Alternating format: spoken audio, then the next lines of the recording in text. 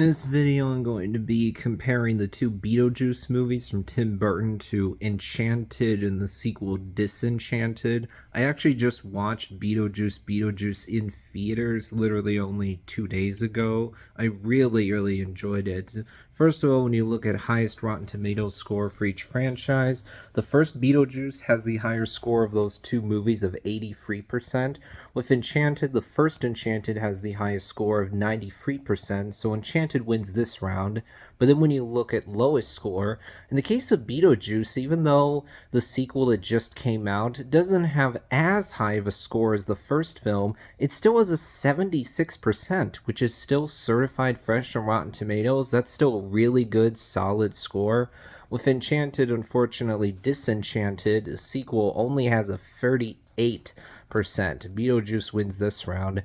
Then when you look at average score, with Beetlejuice, you have an average of 79.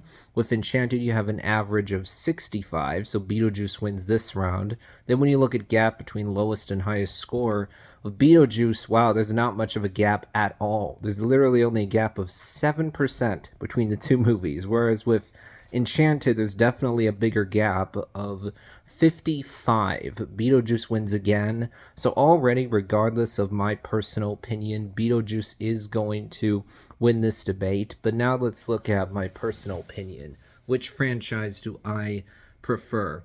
I would say that the first Enchanted is great. I thought, wow, this movie does a great job of finding a new angle to look at all these Disney tropes from. I like how the movie intentionally starts off as a classic, tried and true Disney animated movie. It feels very much like Snow White and the Seven Dwarfs, Sleeping Beauty, or Cinderella, with the princess, talking animals, the prince on horseback, true love's kiss, the prince coming in to save the day, all these things. And then the movie flips the script when Giselle, the princess, is actually taken from this Disney animated fairy tale world into the real world. And so suddenly she's in this world that is very unfamiliar to her, that doesn't work the same way as the world that she comes from.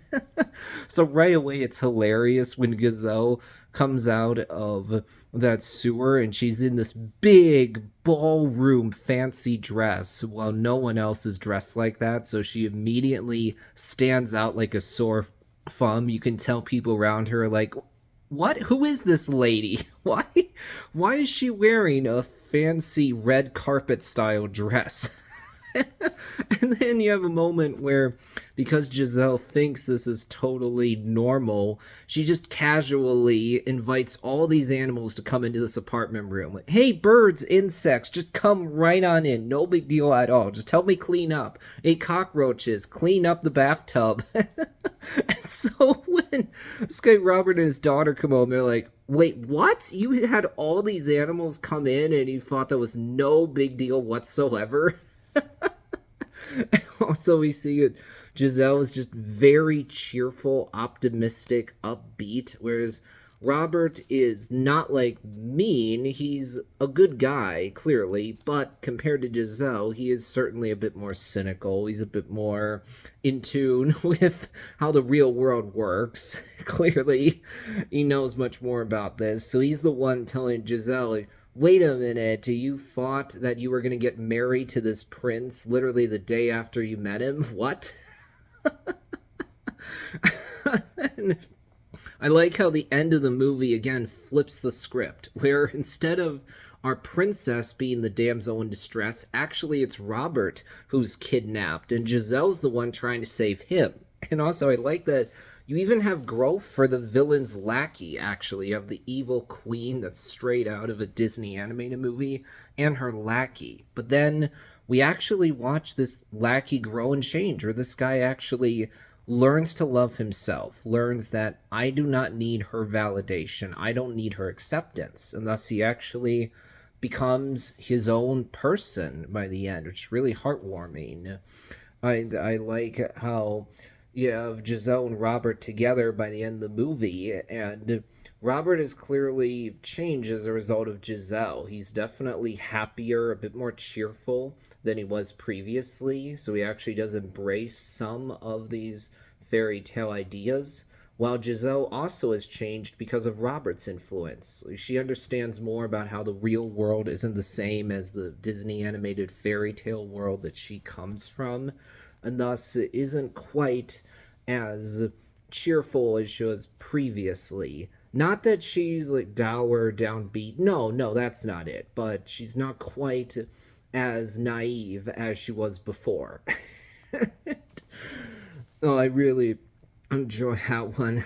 And with Disenchanted, I don't think it's a bad movie, actually. I mean, I still had fun with it. I like that the movie examines this idea that, oh, once you have your happily ever after, then nothing else happens after that. You know, everything's great. We rode off into the sunset. We had our happily ever after. There's going to be no problems from here on out. Everything's going to be sunshine and rainbows. But the movie's saying, wait a minute, that's not actually how real life works. So Giselle and Robert actually did experience problems. They end up moving to this new place, and we see that Giselle is having a hard time connecting with Morgan, who's now a teenage girl, which isn't really very uncommon. You get to a moment where Giselle and Morgan have a big fight, and so Giselle is like, real life is just too difficult. It's too hard. If I just live a fairy tale life, all my problems are just immediately going to go away. Everything will be perfect. Everything will be sunshine and rainbows. But then she learns, oh, actually, living a fairy tale life isn't all that it's cracked up to be, because I'm actually turning into a wicked queen, and this chipmunk here is turning into the evil cat. And so I need to fix things, and thus that is what ultimately ends up happening. I think that Disenchanted isn't quite as strong as Enchanted, because I thought, okay, Enchanted had more of the deconstruction of fairy tale ideas, examining fairy tale logic versus real world logic.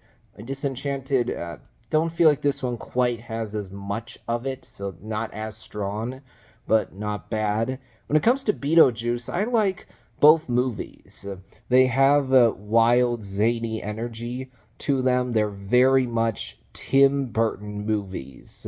They feel very much like movies that couldn't be directed by anyone other than Burton. They have that weirdness, quirkiness to them with the production design, the set design, the costumes, makeup, all that stuff. I really enjoyed getting to see Beetlejuice in theaters because, well, I wasn't able to watch the original Beetlejuice in theaters due to the fact that it came out before I was born.